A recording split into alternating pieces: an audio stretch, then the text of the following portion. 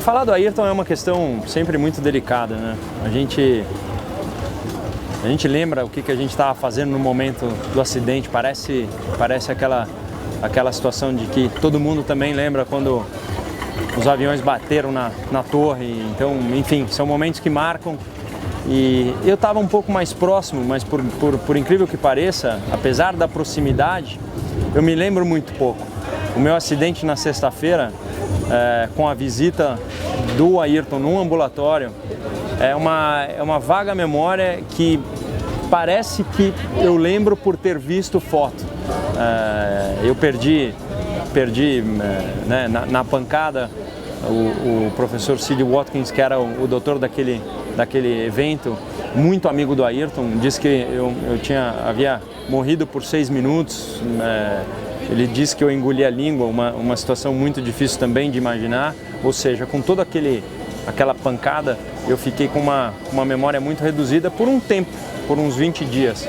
Então, todo o processo do acidente do Ayrton, eu sei que eu estava na Inglaterra assistindo a corrida e, bem como todo mundo, no momento em que ele mexe a cabeça, é o momento em que a gente acha que nós estamos salvos. Ele vai levantar do carro e vai continuar nos dando a felicidade. Infelizmente, aquele foi o último suspiro.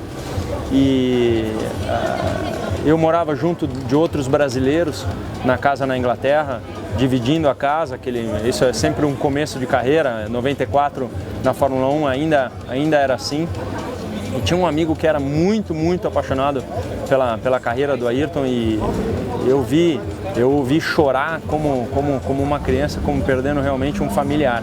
Então aquilo marcou demais para todos nós. E foi muito difícil todo o processo de enterro, aquela coisa toda, e para mim principalmente, que em 5 dias eu estive de volta no carro com uma dúvida, o medo de ter medo. Era uma situação delicada porque eu não estava com medo, mas eu estava com medo de sentar no carro e sentir alguma coisa diferente naquele momento. E graças a Deus eu sentei no carro pensando que eu tinha que ser assim, extremamente ignorante com tudo aquilo que eu fosse ver de curva, e eu tentasse fazer o meu melhor tempo na pista de Silverstone. E foi o que aconteceu. Eu consegui fazer o meu melhor tempo, e a partir daquele dia eu realmente defini que aquilo era para mim a minha vida.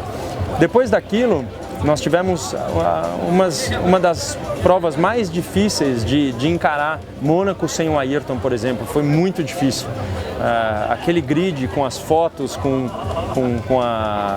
aquela faixa que nós sentíamos a falta, aquilo realmente foi muito difícil. Mas nada foi mais difícil do que voltar para o Brasil em 95 e conviver com a falta do Ayrton no momento em que eu ainda não tinha um carro competitivo que eu poderia lutar por vitórias, sendo que era algo que eu gostaria muito, porque o brasileiro sempre foi muito apaixonado por Fórmula 1, mas por vitórias, né? Eu não estava querendo suprir a falta do Ayrton, eu queria simplesmente dar um gostinho especial para o brasileiro. Passados 20 anos, o legado que o Ayrton nos deixou é enorme.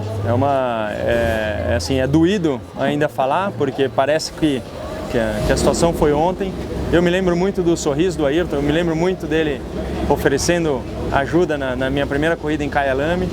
Mas o Ayrton faz em morte aquilo que ele gostaria de ter feito em vida. Então toda a ajuda que ele dá com o Instituto, né, com a Viviane, que carrega essa coisa bonita que o Ayrton deixou, é muito grande. E o Ayrton, naquele dia e no fim de semana em geral, ele tinha voltado a criar uma associação de pilotos, porque ele achava que o carro tinha que ser mais seguro.